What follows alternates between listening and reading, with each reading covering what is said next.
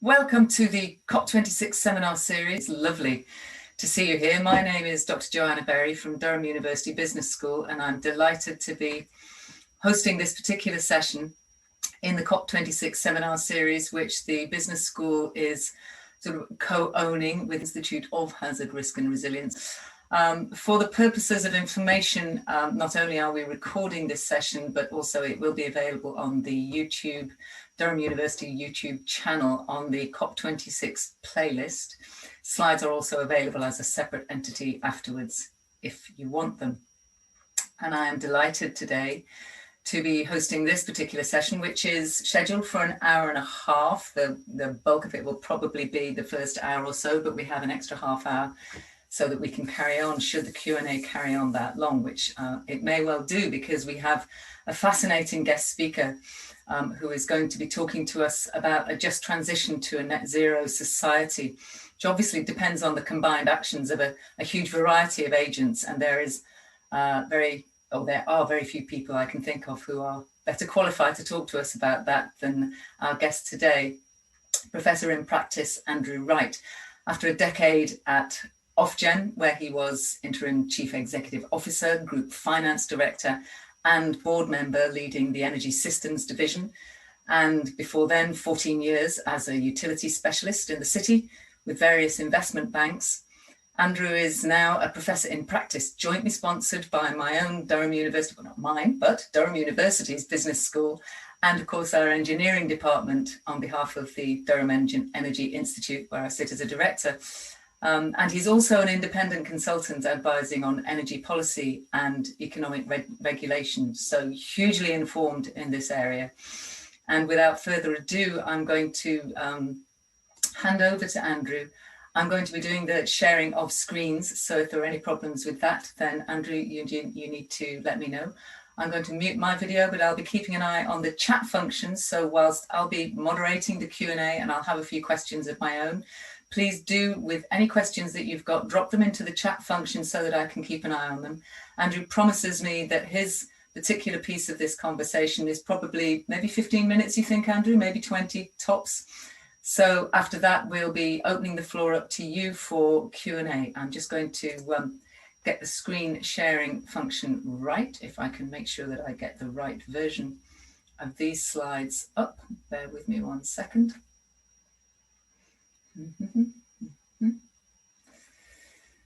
Here we go.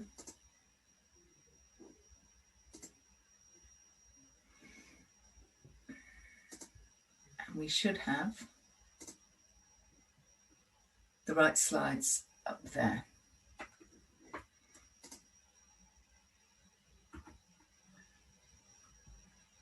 Okay, shall I begin? Andrew, please do, yes, and just give me a shout when you want me to change screens. Okay, well, good afternoon, and thank you very much for joining us here today. What I want to talk about today is what I think is the most critical challenge that we face in the transition to a zero carbon society. And it's not the technological challenge. The technology to achieve net zero already largely exists and will only get better. It's not the economic challenge. We have the money. In fact, probably easier to say that we can't afford to act on climate change, nor is it about vision or imagination. There's no shortage of targets, roadmaps, budgets, declarations of climate emergency. We sort of know what we have to do. The biggest challenge, in my view, is around incentives and more broadly around governance and institutions. That sounds very dry and theoretical, so let me try and put it a bit more succinctly. It's about stopping and discouraging people, and by people here I mean both individuals and organizations, from doing what they're doing now and getting them to do something else, in precisely getting them to do what they need to do to deliver net zero. And it's not just about changes in behavior. A significant part of what people need to do to deliver net zero is to invest. They need to invest in everything from nuclear power stations to wind farms to solar panels to heat pumps and electric vehicles. In the UK alone, according to the recent Committee on Climate Change studies, they need to invest around £1 trillion over the next 25 to 30 years to 2050. But even with the best will in the world, the transition to net zero will not happen unless incentives align with the policy intent. And to put it simply, if it's cheaper and easier to use fossil fuels in our daily life, we'll probably continue to do so. It's a bit like swimming against a strong tide. We may get there in the end, but we'll arrive there in much worse state than we started, and probably too late. So, Joanna, do you want to move to the first slide? There we go. Just to try and put this a little bit more in context, so I'll start off with a problem statement. A just or fair transition will not happen by accident. Just stating that we have a policy to achieve net zero by 2050 doesn't mean that we will achieve that. We need to put in place the policies and the incentives to make that happen. Nor will it happen somehow by being delivered through the market. Markets don't work in a vacuum. They need to work within a framework of incentives and charging methods and approaches which makes the markets operate in a way that delivers the outcomes that you want. I think often you hear a lot of people talking about the need for people to behave ethically, whether that's individuals or whether that's companies through their corporate and social responsibility plans, that behaving ethically will drive the change that would be needed to achieve net zero. But in many respects, I think it's unrealistic to expect that to do the heavy lifting. And in some ways, ethical behavior is the privilege of people who can afford to do that. And where you're putting the incentives, where you're putting the choices in conflict with people's basic motivations and the incentives, then I think you're going to inevitably slow down the pace of change. So what do you need to do? Well, first of all, you need to be very clear about what you're trying to achieve. So the policy goals that you're trying to achieve need to be properly articulated. So what does a just or a fair transition to net zero actually mean? And secondly, you need to align the incentives on all parties with these policy goals. And I think the core challenge and the core problem we face is in the UK and probably in most other places. This is not the case. Those incentives aren't well aligned. And as a result, there is a risk that the transition will either take longer than is needed, will cost more than is necessary, or will result in worse outcomes, by which I mean perhaps less resilience, higher costs than necessary, and or greater injustice. So I think these are most likely a combination of all three of those. And excuse me. And just to be very clear, that is quite a profound outcome. Achieving net zero by 2050 in the UK and more generally achieving climate changes is something that the world's survival depends on. I beg your pardon. Could I have the next slide, please, Joanna? So let's start by thinking about objectives. And we often hear an awful lot of talk about the need for a just transition to net zero by 2050 or by whatever other date. But actually not a great deal of that is well defined. Even net zero itself, which seems fairly obvious, doesn't necessarily make sense in a world that is in itself not net zero. Are you achieving net zero when you effectively export your carbon emissions to other economies and then re-import them through materials? Is offsetting allowed? Offsetting against what? And what can you offset in a net zero world? And also the role of negative emission technologies and carbon storage. Carbon storage for how long? And are negative emission technologies genuinely negative emission technologies? So all of these things need to be nailed down when you're thinking about achieving those objectives. And also what exactly is meant by a just transition. And this is something you hear everybody talking about. I think many people mean different things by it. I would say at a bare minimum, a just transition is one that delivers net zero in a way that's consistent with the current ethical norms for the provision of essential public services like electricity. And by that, I mean things like the right to a the universal right to a service, the universal service obligation, for example. The principle of non-discrimination, the expectation that you're treated fairly by providers of this service. So those are the sort of things that you would expect as a bare minimum to be necessary for a just transition. Many people talk about the, sorry, you want to go back again, Joanna? That's okay. Thank you. So many people, when they talk about a just transition, imply that either that the transition should deliver greater justice than we see today. I mean, fuel poverty is a real problem, for example, and maybe dealing with climate change provides an opportunity to deal with that, and potentially point out that it may require a greater emphasis on justice because it's actually easier to achieve the goals of a net zero transition if there's less inequality in the way that people, the way that resources are allocated and people use energy or have access to energy. It's worth pointing out that the issue of who pays and who benefits is absolutely central to this. The questions of affordability, rights to access, and the distributional effects of various different policies. It's concerning if you see money being spent and socialized amongst all consumers, which is then subsequently spent on things that benefit only a minority and a more affluent minority of consumers. And we're seeing quite a few policies that have that type of effect today.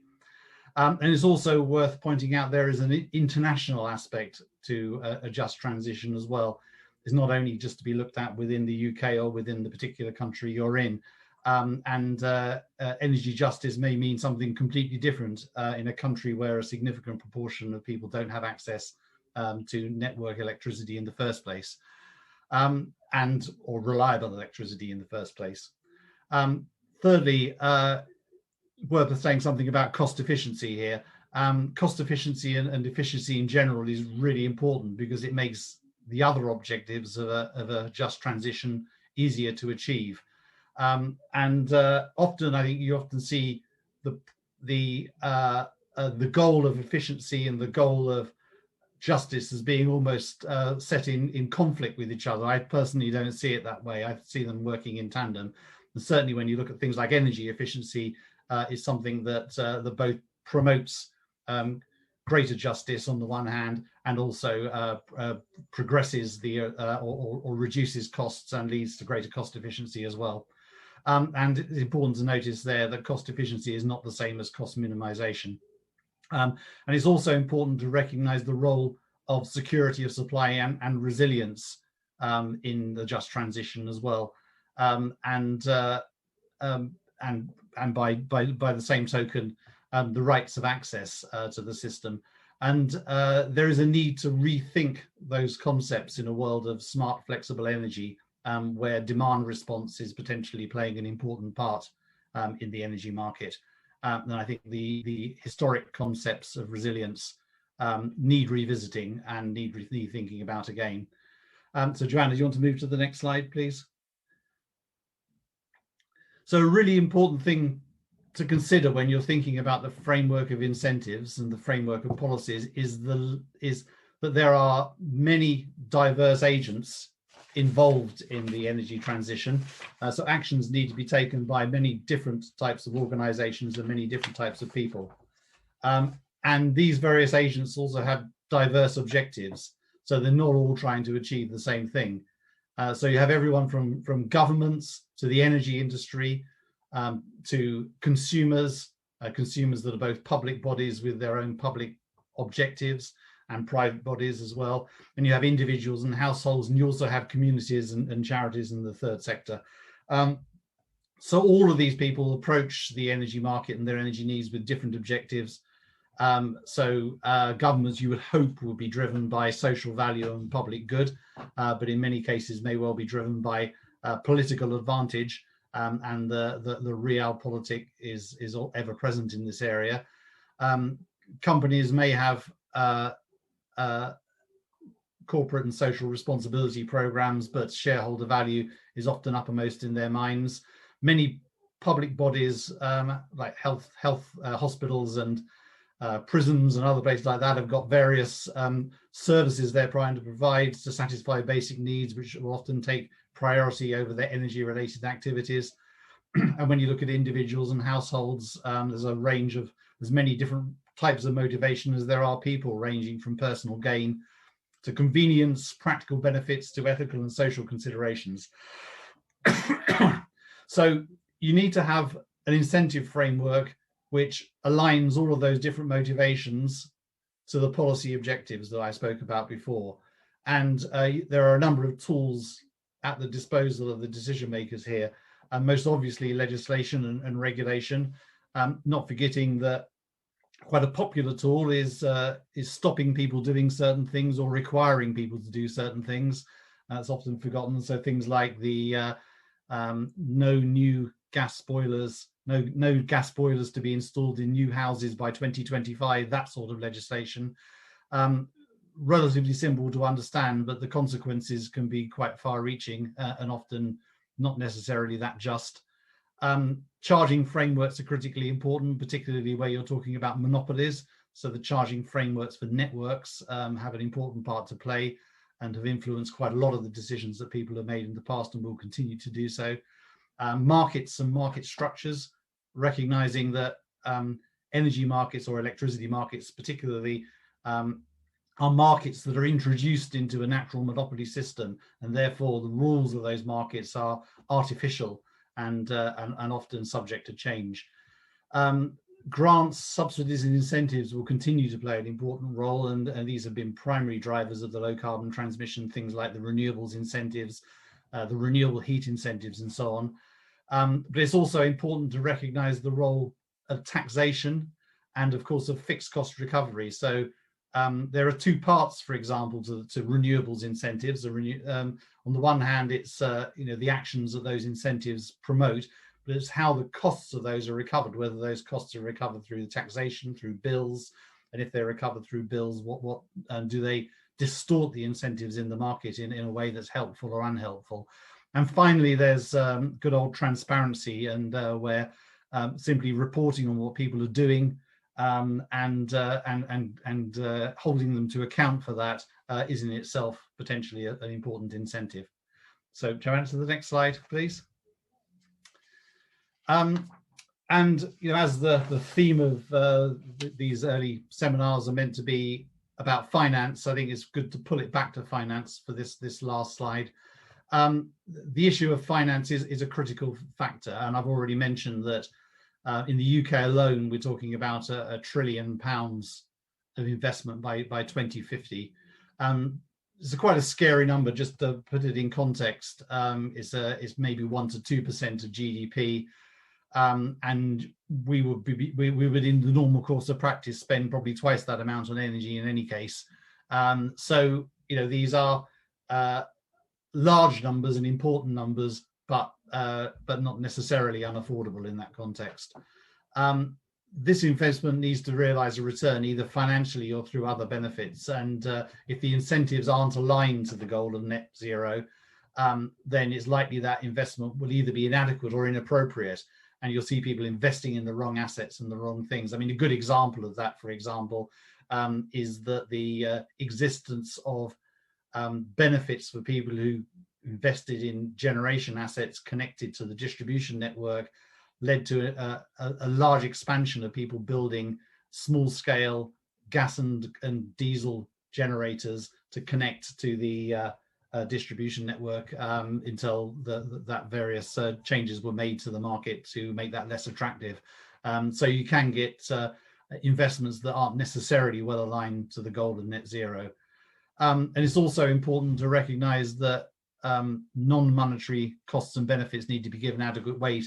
And particularly, I think it's important to think very carefully about your fairness outcomes and ensure that what you're doing it aligns with that as well.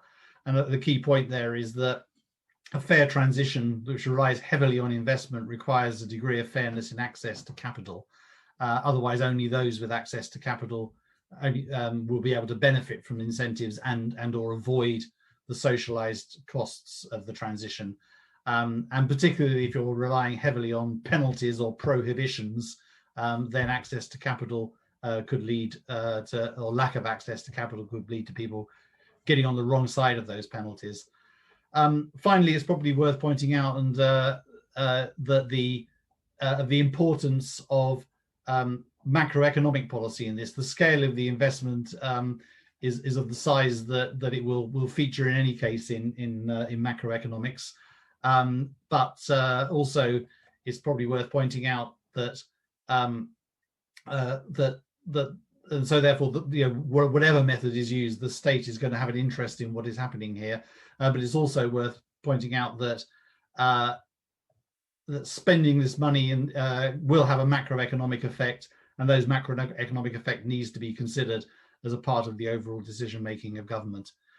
So with that, I will finish and hand over to questioning. So I think it pretty much took a quarter of an hour, just under 20 minutes actually. So thanks, Joanna. Thank you very much indeed, and apologies for my slightly oversensitive mouse there. I had a little bit of a trigger finger on the mouse front. Thank you very much indeed. Julian has a couple of questions. I mean, I guess from my perspective, the overarching question is, what do you do about all of that? You know, there's a massive number of different ways to incentivize energy companies, incentivize individuals and households, and they're not always coherent, and they're frequently conflicting. But Julian's question comes first because obviously he's also the boss on this panel, and I'd be fascinated to see if any of our audience who are also invested in this have questions. In particular, I think there are going to be some interesting ethical issues here because there are some deep questions, some deep conflicts on the ethical front when you look at the incentivization question. Julian, fire away. So actually, I mean, the first question I was going to ask is exactly, well, almost exactly what Rebecca Beresford has put in the Q&A, which is effectively how you balance short-term interests, so just keeping energy bills low, and the absolute necessity of decarbonisation, and you know, how to convince policymakers to sit on, you know, different, on which side of the balance of you know, benefits and costs that you want to run that one through. So it was more or less exactly that. I think that's the sort of the starting line, really. Yeah, so there's several aspects to that. I think and it's a really important one because I think it's that those short-term interests that in many respects have led to the lack of alignment that I spoke about. And one of the most egregious examples of that is the lack of any carbon price incentive on the consumption of gas, for example, which puts electricity at a competitive disadvantage relative to gas, and makes the decarbonisation of heat, which is already a difficult part of the problem, even harder. You know, obviously simply slapping a carbon price on gas would have all sorts of distributional effects in the short term, you know, raising energy bills, and would be quite regressive as a policy. But it's worth pointing out, I think, that significant elements of the energy bills that people face are nothing to do with incentives. So quite a lot of those energy bills are about the recovery of fixed costs or sunk costs, you know, whether it's the recovery of the costs associated with renewable support, for example, whether it's VAT, whether it's the recovery of the sunk costs in networks, the rate of return on the regulatory asset values in networks, for example. So there are a lot of levers to actually address the affordability of energy, whilst maintaining the correct incentives for the end user. And I think the other thing is actually it is cruel, is probably not too hard a word, to actually put very sharp incentives on people who don't have the ability to act or avoid. So if actually you're so I think it's important to focus the incentives where it's going to have the biggest effect on the actions that people take. So maybe you actually look at the point at which decisions are being made. So, I mean, it may well be something like the point at which somebody's replacing their heating system, for example, and maybe you should put your incentives on those particular decisions. And simply, you know, using that example again, simply upping the cost of gas to consumers who haven't got the capital to do anything about it, and it's simply going to lead to higher energy bills for them, or colder houses. You know, clearly is not in itself doing it. And it's worth saying these incentives have proceeds as well as costs. So if you are, for example, you know, you may well be able to redistribute or the proceeds in some sort of way as well. So I think there's a number of ways around this. I mean, my sense is that the policymakers aren't quite so powerless if they keep a very open mind about the tools they have at their disposal, and some things that might be considered sacrosanct, such as using the taxpayer to fund some of the fixed costs in the industry, for example, might be combined with some of these incentives to get the right thing in place. It's also worth saying that it's not all about ensuring that the cost reflectivity in the system, and it may well be that the best policy effect is through a combination of grants, subsidies, pricing, etc. And so there are ways, and in fact the government has taken an active choice, or many governments, including the European Union, have taken an active choice to use a blend of support mechanisms and subsidies and pricing mechanisms, and like carbon pricing, to achieve the objectives, because that creates a more balanced and potentially more equitable outcome, even though from a purely from the point of view of pure economic theory, it may be viewed to be less efficient. I think you might. Sorry, no, carry on, Julie. Carry on. So I was just going to ask just a very short follow-up question on that, because I think you're probably the best person I can imagine to answer this. And it's a kind of a follow-up to what Rebecca has asked, which is, in your experience, particularly as a regulator, where do you see the most cost efficiency balance between carbon emissions and consumption effectively of energy? Is it in the market delivering efficient solutions, or is it actually just in technology and innovation?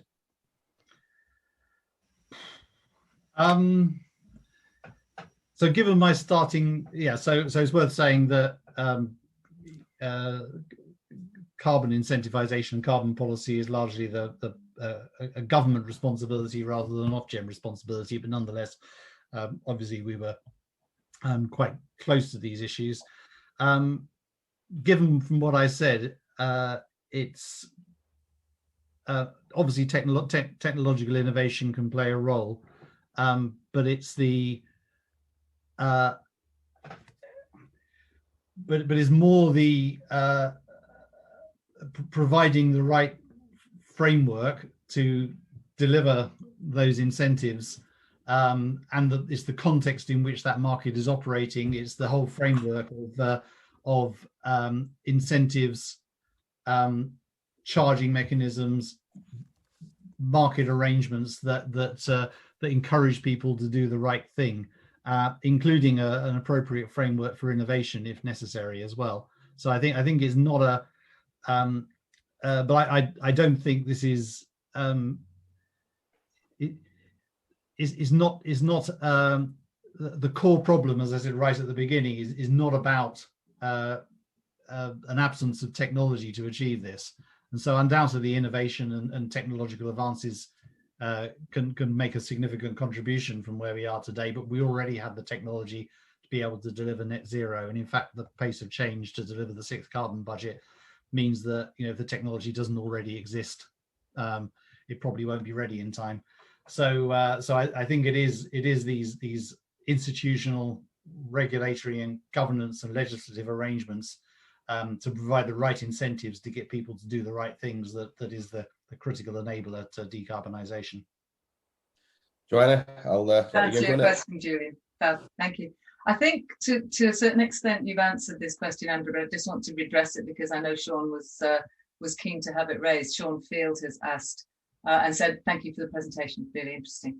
A specific question about the problem with the gas boiler initiative is that gas is so much cheaper than electricity. How to ensure that the initiative doesn't exacerbate energy and heat poverty. You've touched on this.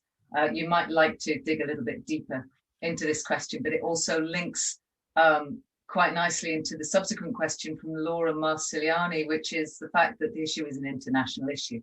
Not only how do you get the individual to achieve net zero when finances are tight, but how do you get developing countries to address net zero when natural gas is getting depleted? How do you help people in straitened circumstances, be they individuals or countries, to address these issues? It's not an easy question to ask you, but if there was ever a person with an opinion, it's you, Andrew. Thank you. As a compliment. Well, in terms of gas boilers, I mean, it's a knotty problem. So first of all, it's undoubtedly the case that the way that all the various charges and fixed costs and levies are imposed on the electricity bill, and the way that almost nothing is imposed on the gas bill, creates an artificial competitive disadvantage for electricity compared to gas. And addressing that probably has to be a priority. But there does need to be a recognition that the gas bill is the larger part of people's household energy bills, and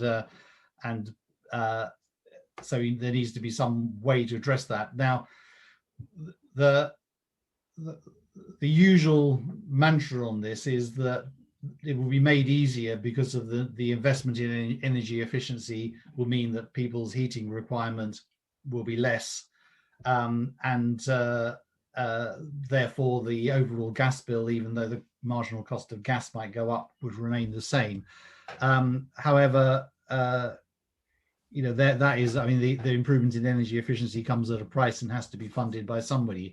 So I think this is a genuine challenge, and I think there has to be. I mean, once again, I would recommend using the full range of tools at the disposal, including dealing with some of the fixed costs of the system.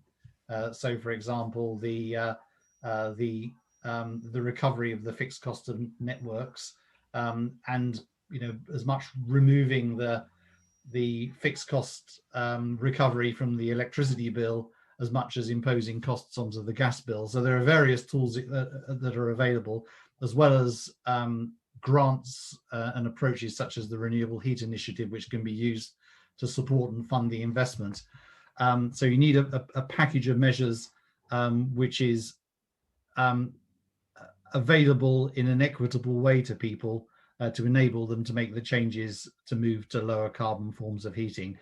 Really, that package isn't there at the moment, and that combination of packages isn't there at the moment. And it's it'd be interesting to see what the government's heat policy, how the government heat policy develops, and how they look to square this circle themselves. But I do think, as I say, I'll say it again, I think there's a wider range of policy tools that are available than people generally permit to be considered in this area, partly because many of them are seen as being, say, ideologically inappropriate, such as using public money to try to remove some of the costs from consumers, where they may find it difficult to make the changes needed to deliver, to play their part in the low carbon transition.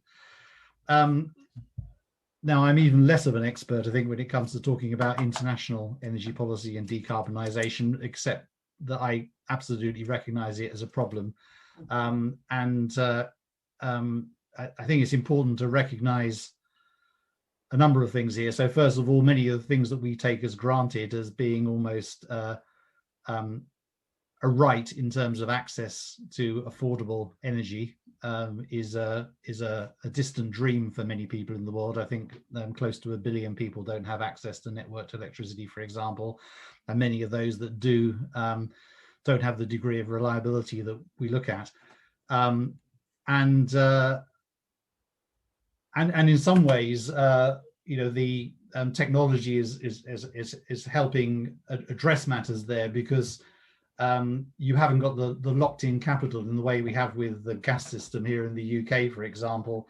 And so ways can be found of delivering that improvement in access to energy, which are low carbon from the start. I think the analogy is often drawn to the way that many developed countries bypass the fixed telecoms systems and went straight to mobile and cell phones as a means of providing telecom services.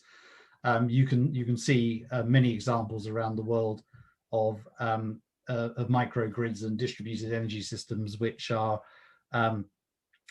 based on low carbon technologies.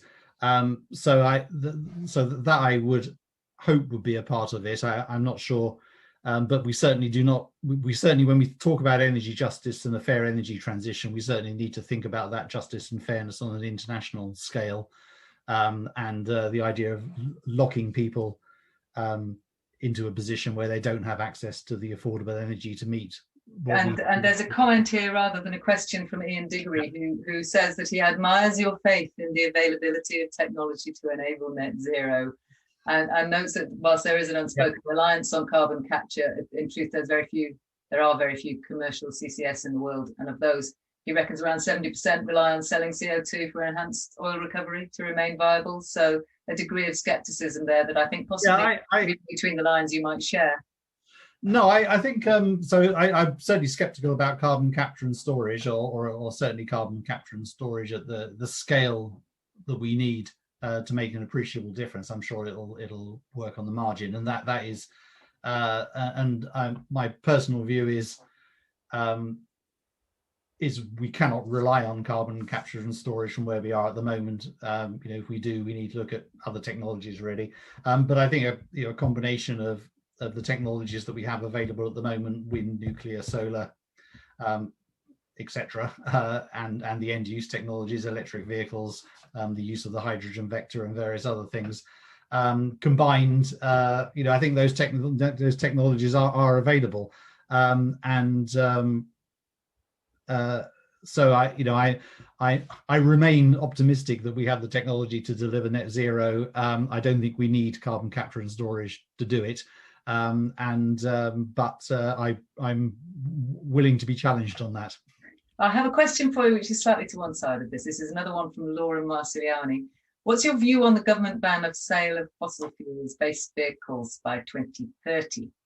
Expectedly, it can be regressive unless an incentive package is implemented. Will it be implemented, do you think?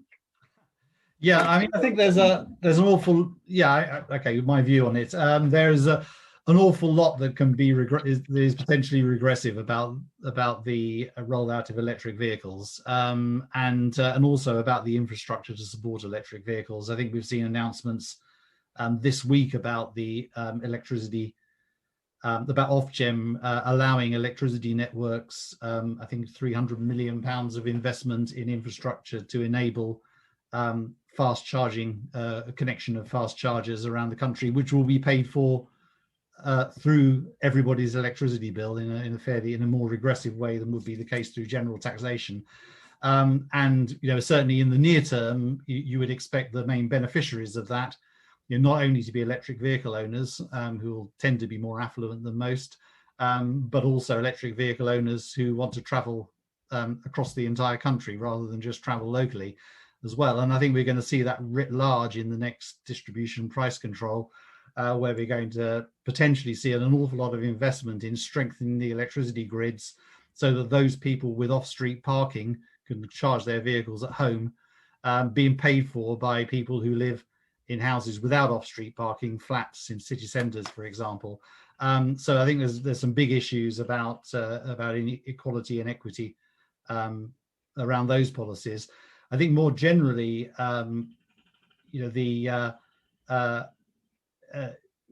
more generally, I think it's a shame that when we're looking at transport policy in general, that there's not a more a broader rethinking about the way we get around and the way we organize ourselves spatially and geographically. So, for example, making greater use of public transport and making greater use of different models of car ownership, for example. I think it's a shame if we're so lacking in imagination that we simply replace the way we use internal combustion engine vehicles today and just replace that with electric vehicles. I think there are an awful lot of issues to be addressed on this to ensure that the rollout of electric vehicles doesn't increase the injustices we see in terms of access to affordable transport today. Interesting. I was talking to my son about this the other day. None of his friends have driving licenses. He's 20. And there's a whole generation coming up that don't see the need for a driving license. I think that, maybe 10, 15 years down the line, maybe we will get to a stage where actually it's driven by the consumer, that maybe we are in a slightly different space on that front. But thank you very much for your response to that. And thank you, Laura, for the question. Rebecca has another question here. When we talk about the need to engage energy consumers and incentivize choices that are aligned to net zero, she wonders how realistic that is for all consumers, beyond the enthusiastic early adopters and those who can afford the ethical choice, which is a lovely way of putting it, Rebecca. Would a public education campaign help, or do you think some element of compulsion is inevitable? No, right, okay, I think I've got that question. Sorry, I missed the first part of it, but I do not think we can rely on ethical choices by individuals. I think ethical choices by individuals always have a role, and if we all became vegan or something like that, I'm sure the ability to meet net zero would be that much easier as a result of it. And at the margin, I think ethical choices are always going to make a difference. But as I said, I think in my talk, and as you rightly imply, it's a privilege for people to be able to make ethical choices that are more expensive, and many people don't really have that choice. Therefore, this is really the crux of what I'm saying. Therefore, it's really important to align the incentives. So the easiest option and the cheapest option is the low carbon option, and that doesn't simply mean that you make the current option so expensive until that is the case, and thus effectively forcing people to take the low carbon option against their will. So I think public information campaigns will help the take up, and will work again at the margin and make the incentives that are needed necessarily less sharp, perhaps, and less expensive. But I think on the whole, this is all about trying to. The whole problem is about trying to make sure those incentives are properly aligned, and that's the central thesis of what I've been saying today. Easier said than done. Much easier said than done. But a very interesting point, Rebecca, and beautifully put too. John Cloak has a question here. The commentary on the UK's pathway to net zero doesn't seem to take into account the political economy of energy production on the UK, where the big six use an archaic industrial era grid to maintain their oligopoly on. Say it, never mind, like it. As such, the price of electricity and gas is determined by the commercial decisions of these firms, which are intimately linked with our political parties.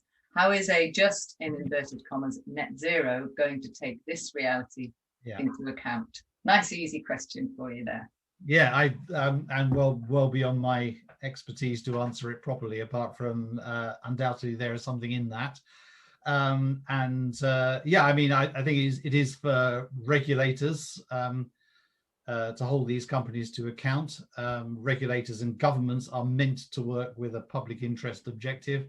If you look at the Treasury Green Book, it's all about maximizing social value.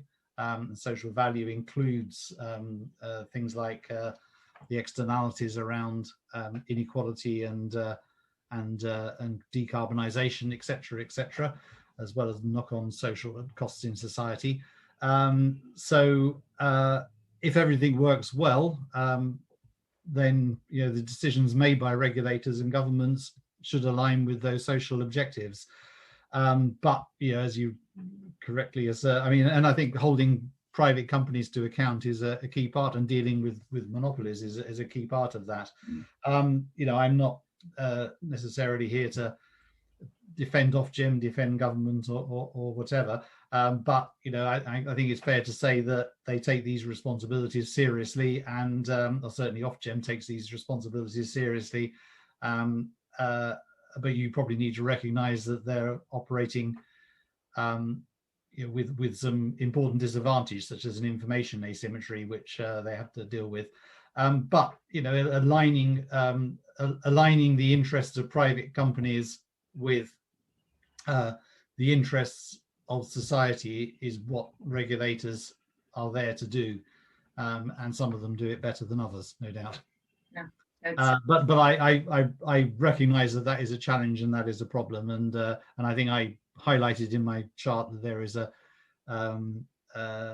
diversity of motivations that people have, from the public good to self-interest, and I think the more that your incentives can work with the grain of that, the better, I think. well, it's interesting because Laura's got a question here, and it chimes in with something that I wanted to ask about as well, because Laura's question is what the role is of communities in shifting attitudes toward ethical consumption, and how the government can help communities to achieve that, whether the government should, and whether the government is even able to, I suppose I would add. And my question to you is consonant with that. If you look at the decision-making criteria that I mentioned at the beginning, which is incredibly complex, there are many different agents in this conversation, and the decision-making criteria are only vaguely aligned amongst these agents with net zero. You have governments and regulators whose motivation is, in theory, the public good. You have the energy industry who have shareholder value over the medium term. You have public bodies who have service objectives. You have private companies who have shareholder value. You have households and individuals, the community, who have economic and practical and ethical social motivations. And their frameworks are all different, and some of them are aligned with net zero and some of them simply aren't.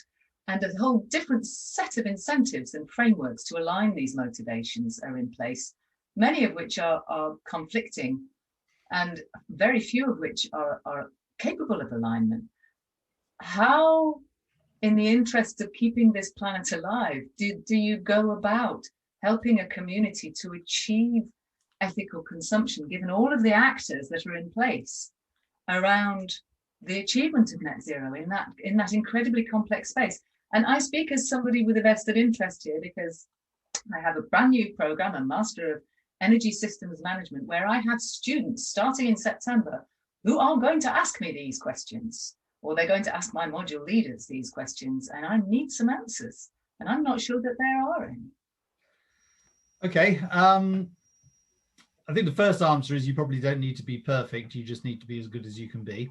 So I think inevitably there's going to be rough edges around the alignment of incentives to objectives, and it's better to be better than worse. And I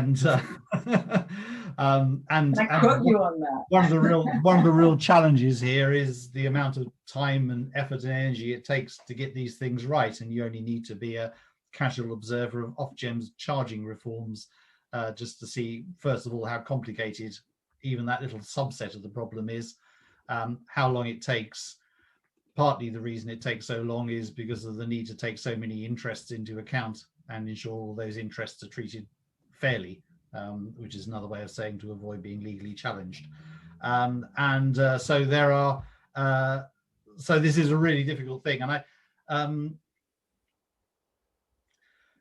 I read somewhere, I can't remember where, that sometimes clumsy solutions are the way forward when thinking about wicked problems and difficult problems. And so I think it's I think it's important to be moving in the right direction on these things, recognizing you won't always get it right all of the time, rather than hanging around waiting for the perfect solution to be there and in place. In terms of communities, I think communities, and I think the previous question talking about, you know, archaic grid systems or whatever, and communities are potentially quite important, as are potentially microgrids, partly as a way of simplifying the problem, because actually thinking about how you achieve net zero within a bounded community might be an easier problem to resolve, and you might well have more tools at your disposal in terms of social cooperation and so on, which simply break down when you look at wider society. So it's an important tool in the armory to use, to think about how you can engage and use communities in delivering the net zero transition. There are also potentially ways of dealing with some of the energy justice and fairness issues in a more natural way than having to do it through, let's say, decision making at the Treasury or something along those lines. So I think that's one thing to think about. And actually, when you're looking at more distributed technologies, more demand side response, then local energy markets, microgrids, looking at security of supply on a local level is also potentially a way forward. I think there's a caveat to all of that, and I think there is a real danger of communities looking after their own self-interest and not looking at the wider self-interest as well. So you could find communities being set against communities, and a nice rural village like the one I live in might do a very good job of achieving net zero, but at the expense of the town down the road or something like that. So you could end up with communities achieving net zero in a secure, resilient, fair way, but in a wider context of more general deterioration of the public service. Yeah.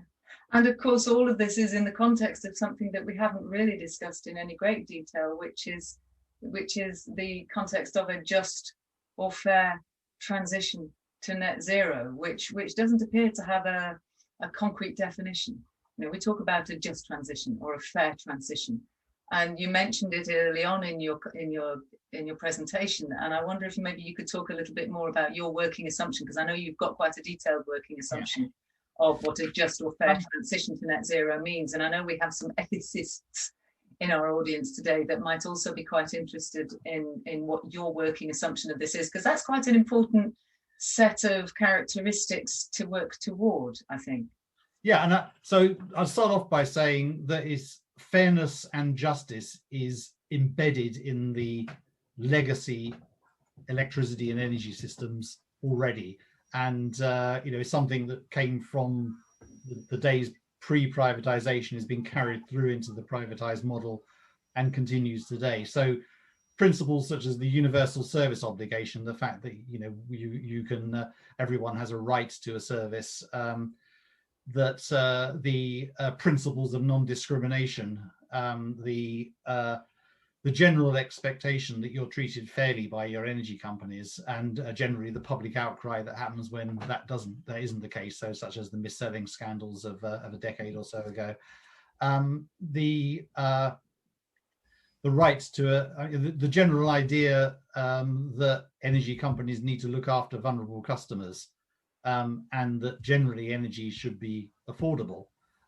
So all of these concepts, which you hear regulators and policymakers talk about and have talked about for many, many years, are embedded. And actually where there's been concerted attempts either by regulators or government or politicians to pull away from that universal service obligation model, generally the pushback has been quite severe. And arguably that's the flaw at the heart of retail energy competition, in that the idea of competition at the retail level is to some degree inconsistent with the approach, with the idea of a non-discriminatory public service, because by definition some people get a better deal than others in a competitive market, and that's always rubbed against the grain of public discourse. So I think all of that exists, and I think one thing that's worth remembering is as you move towards a smarter, flexible, more demand-led energy system, there is the scope to undermine some of these ideas. So you can start to see customers being discriminated against on reliability, for example, so due to smart meters and demand response. So if somebody volunteers to have their demand interrupted more regularly for a discount on their energy bill, it's only a small step from that voluntary approach to something where poor people get a second class service. So I think there's a scope due to technological changes and some and due to the transition itself, for some of these long-standing principles to be undermined. So I think at the very least, you would expect these the ethical framework that exists already around energy as an essential public service to be continued and carried forward and not undermined. The other aspect is who pays and who benefits, because there's a lot of scope. We've seen it already with solar panels, the incentive scheme for solar panels, which I think it was George Monbiot talked about it as the mother of all middle class subsidies, you can see something similar emerging with some of those incentives around electric vehicles, and the way that electric costs of connecting or strengthening the grid for electric vehicles will be paid for everybody, even though significant numbers of people either don't have cars or will be late to the party on electric vehicles. So there's a lot of scope for worsening inequalities because of the way some low carbon incentive. The banning of gas boilers is another one. If you just simply ban gas boilers and let the market look after itself, you can only imagine that will be inequitable in its outcome. So there's a whole host of areas. So at the very least, you would expect those risks to be addressed. Then I think you have a question about whether the low carbon transition presents an opportunity to extend justice from where it is at the moment, and to address existing inequalities, fuel poverty, for example, either through community models or through making distributed technology available to people, or at an international scale as well. And many people talk about it's hard to address the climate emergency without addressing global inequalities at the same time. And in fact, it's easier to address the constraint of climate in a world with less inequality. So I think all of those views, all of those perceptions of a just transition are all there. And I'm sure, I think a bit like the COVID crisis, the climate crisis is seen by many as an opportunity to restructure society in a way that is better in various ways, that has greater justice. Yeah. And I'm sure that's a bit behind part of it. But it's worth saying that nearly everybody talks about a just transition, which always makes me a little bit suspicious. It sounds a little facile, doesn't it? I know Julian has a question for you, which might, unless anybody has any burning questions, need to be our last one. But Julian, fire away. Yeah, sorry, sure. And thanks for everything that you sort of talked about so far. And I think that was sort of very interesting. And if I think about the seminar series as a whole, going from the start to the finish, we've been putting sort of numbers on the various activity profiles that we have to do, and as part of the sort of the climate finance initiative, the UN sort of put a figure of around about 90 trillion that needs to be spent across the world,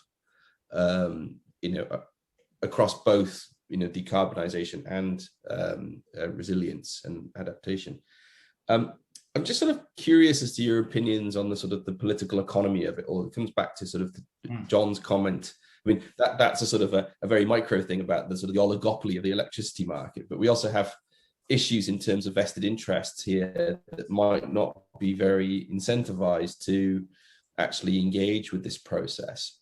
And I sort of, when we sort of had our first discussion a few weeks ago and started the climate finance off, one of the issues that we talked about was short-termism and an inability, because the option to invest in higher yielding activities is always going to be there relative to climate change, where often the payoffs are going to be quite long into the future.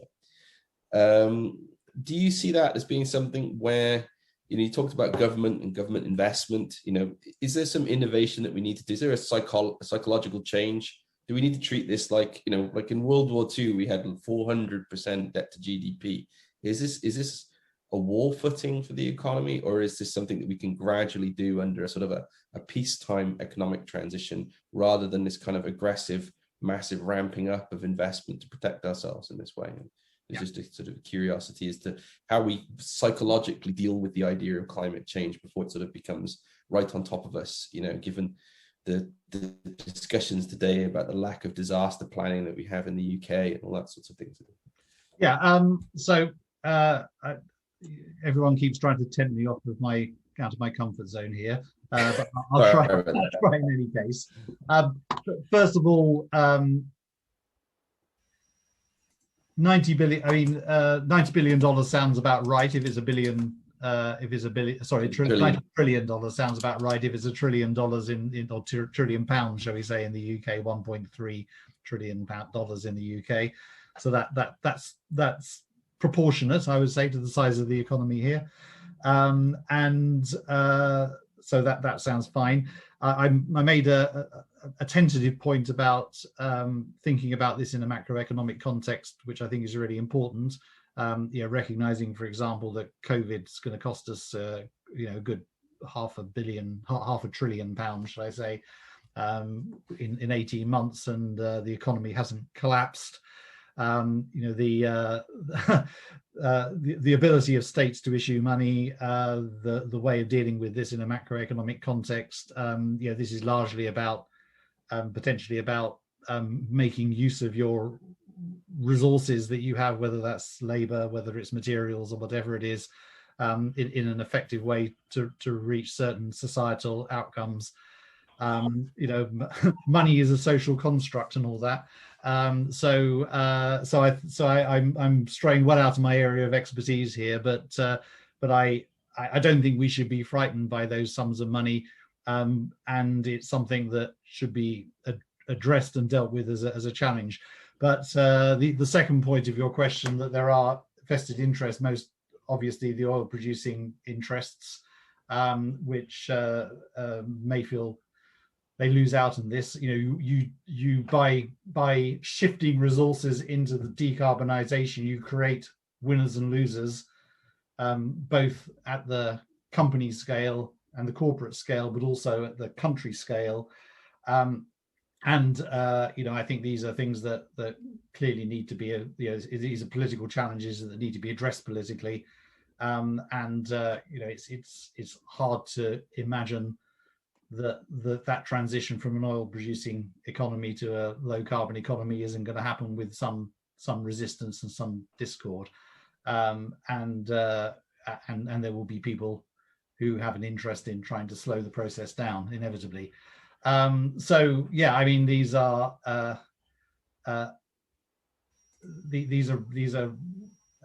are genuine challenges. Just another point that's probably worth making is that we talked about the just transition being something that we need to think about at an international and a global level as well. And inevitably, if that is being considered more consciously, that should reduce the risk of there being a misalignment of interests, because hopefully these issues of justice, whether it's not holding back the right of less developed countries to a degree of economic development on the one hand, or addressing the inevitable loss energy producing or fossil fuel producing countries have, is something that needs to be thought about and addressed. I don't know what the answer is, but I think these are things. What are your thoughts on that? I'd be quite interested. Well, I think the thing that scared me the most, the two things that scared me the most jointly, which I learned the last couple of months. First was a study which was written in a very prestigious finance journal, which hasn't had many citations, but actually tells you that the incentive alignment is not working, particularly in the United States, which was that they looked at companies which were private companies, so they're effectively owner run. And then they looked at companies that had transitioned to IPO and gone public.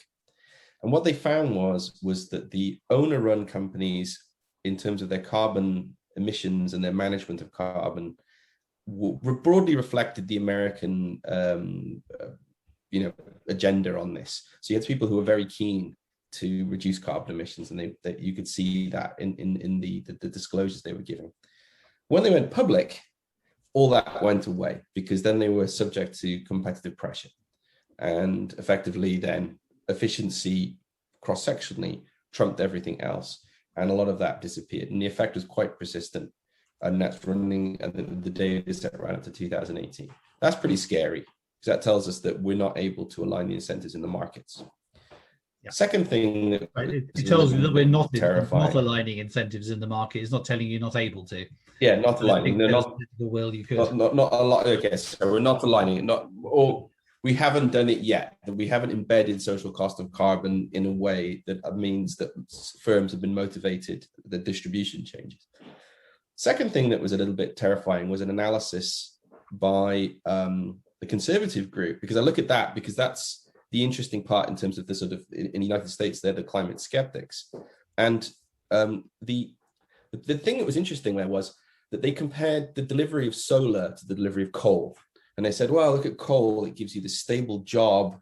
You had a career progression and things like that. Whereas with solar, they were talking about solar installations. So this is a temporary job. This is a 0 hours contract type job that you would fit and install it, and then it doesn't, once they're installed, they're there for a long period of time. So the maintenance, because the actual panels are getting better and better, the maintenance is low. So therefore you might have some payments for installation up front, but your career in energy doesn't then yield the kind of value add, because the claim was in the Green New Deal type thing was that actually you're going to do really well out of this, because you're going to have upskills, better job prospects, and a better transition. And that was something that was an assumption that I was making that I could justify and back up. And then there was this report there which looked at it and I went, okay, now how do we correct that as a problem? Because it's very important that solar and wind become part of our, become the dominant renewable part of the mix of delivery of generation. And but there's this perception, whether it's right or wrong, that actually they're not going to provide the level of return in terms of your career in that particular industry in that way. And then that's how you convince voters in West Virginia to do this. And I know I talk about the American ones rather than the British viewpoint, but that's just the best articulated ones. Whereas I think in the UK, we mask it because we're not really wanting, some of the vested interests aren't wanting to reveal well, actually, it's going to cost us a lot of money and we really don't want to do this.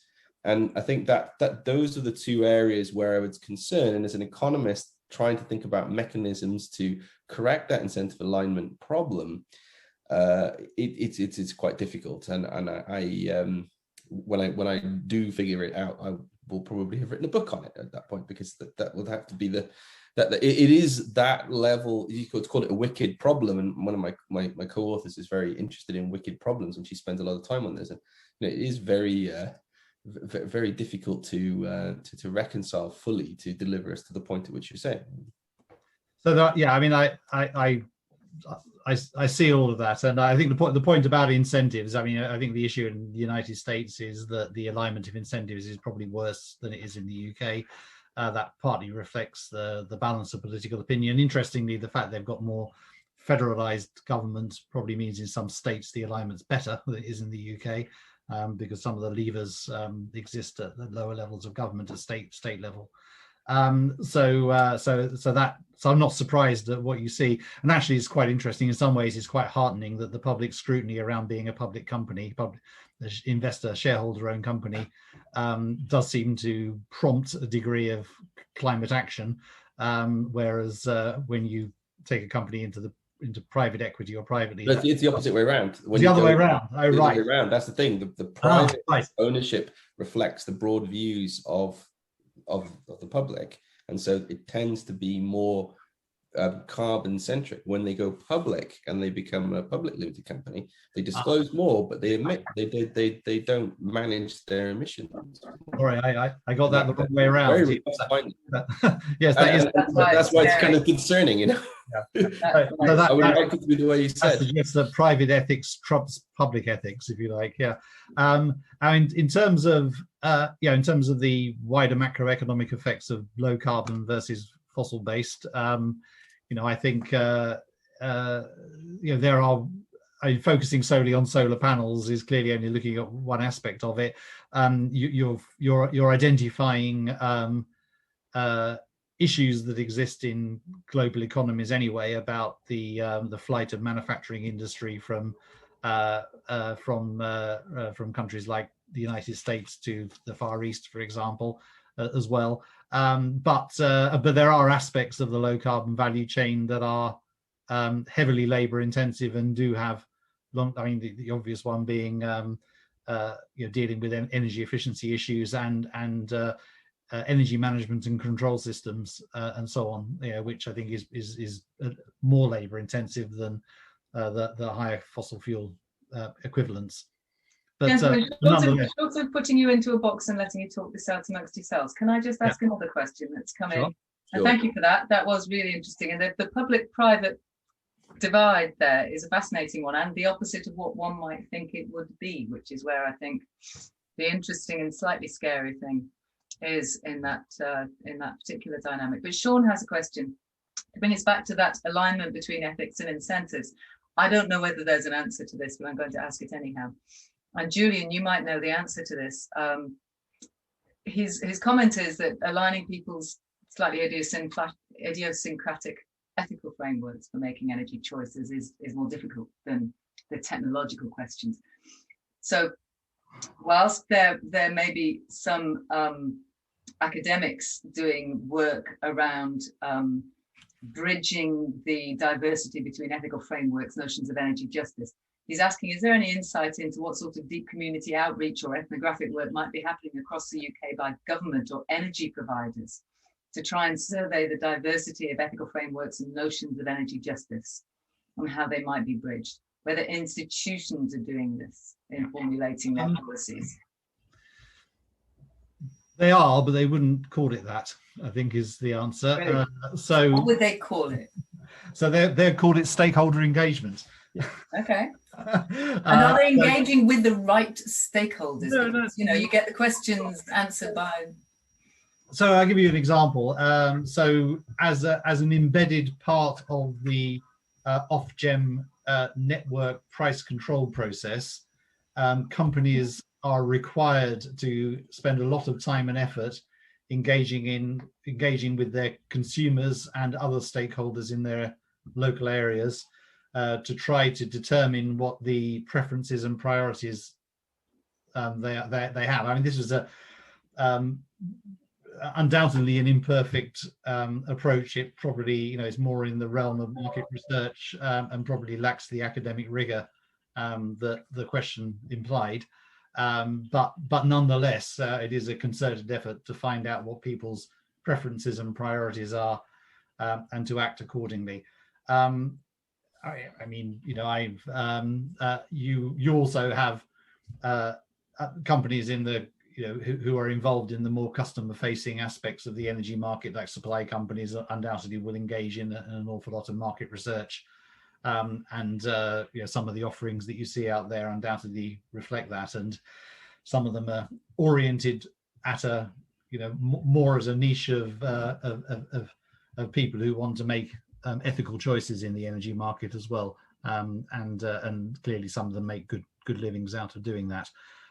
So I think that does happen. It happens as a part of the regulatory process, which is driven by the regulator trying to get comfort that there is an alignment between what these companies are trying to do and the needs and interests of the stakeholders and consumers. And it happens as a result of commercial companies trying to refine their offerings into the market. It doesn't, I'm sure government does some of its own as well, but I'm not sure it happens outside of academia in the terms that are expressed in the question. Okay, and they possibly don't tell us if they don't like the answers. Well, that's true, and I was very careful not to express my skepticism of some of the process and some of the quality of work being done. But there's an element of companies trying to elicit the answers that they want to get here. But nonetheless, there is an attempt to find out what people want and what their priorities are. Absolutely. Thank you very much indeed. And thank you for the question. Do we have any more final questions? Julian, did you want to say something? Were you looking like you wanted to say something? I think just in terms of the academic research on that, there are two new large-scale research centres, one at Oxford, I think one at Heriot-Watt, funded by UKRI, although they're very much focused on the engineering solutions. Right. So a lot about carbon capture and storage, sequestration, these sorts of things. But all of them now have quite a dense component to them which focuses on sociocultural perceptions of the kind of work that they're doing. My one small concern with some of those things is this, that, and it comes back to my technology question from before, is that whether we start to believe that we can technologically move our way out of this problem without significantly changing our lifestyle choices, and that we rely on innovative engineering to do that. And we have some fantastic innovative engineers, our colleague Tony Roskillian and John Guas from DEI are amazing to ability to work on that. Karen Johnson in engineering and soil science work that allows us to say, well, we don't have to change we're just going to rely. And I think they will tell you that that's not possible, and that we have to be careful to make sure that the solutions are not going to be lifestyle change free, and that's going to be something that's important for us to do. And there are things that we have to do to change at an individual level, and perceptions that we have to change at an individual level, and ways of understanding things like social cost of carbon and things like that, which are important. So I just thought, academic researchers mentioned, so I thought I'd drop in a few of the places that we're actually doing that sorts of things, but also just to provide a little caveat, which is very similar to the kind of caveat that comes from policy and from commercial areas that Andrew mentioned. Okay. I mean, I think it's a really interesting question about the extent to which it's necessary to have lifestyle change as part of the mix. It's worth, one of the interesting questions that's worth thinking about, and we tend not to do it because it's our lived experience, is thinking about the extent to which our lifestyles today are predicated by the availability of cheap fossil fuel. And if that cheap fossil fuel wasn't available, whether different lifestyle choices would be made, and actually whether they would be better as well. I think there's always an assumption that any lifestyle change is worse, and inevitably it's what people are used to. But if we had a different framework of incentives, lifestyle choices would be different, and they may not necessarily be worse. Some of them might be. I think that's a brilliant answer. I really do. I think that's fantastic. I think that really articulates it well. Yeah, that's a great answer. And I think a great way to maybe wrap up this section and this particular session of the COP26 seminar series hosted by the Institute of Hazard, Risk and Resilience and Durham University Business School. I'm Dr. Joanna Berry. This has been Professor in Practice Andrew Wright. And thank you very much indeed, Andrew, for talking us through a just transition to a net zero society. We were talking about the fact that it's not going to happen by accident or by the magical operation of the market. Ethical behaviour of individuals isn't going to be enough to drive the necessary change if doing the right thing is practically difficult and financially punitive. And incentives have got to be aligned, but in the complex environment that we inhabit, that's not impossible, but very, very difficult. And the risk is that the transition to net zero then takes longer than is needed, costs more than is necessary, and results in worse outcomes and greater injustice. And discussing these issues and trying to find ways around them is incredibly important. So today's seminar, I think, has been really important to me. Hopefully the people that have taken part and the people that watch it in future have enjoyed the debate, the Q&A. Thank you very much indeed for watching, and I hope that you enjoy this and subsequent editions of the series, which will be carrying on across the course of the summer with different focuses on different seminars. Thank you very much indeed, everybody, for taking part, for asking questions and for presenting. Much appreciated, and enjoy the rest of your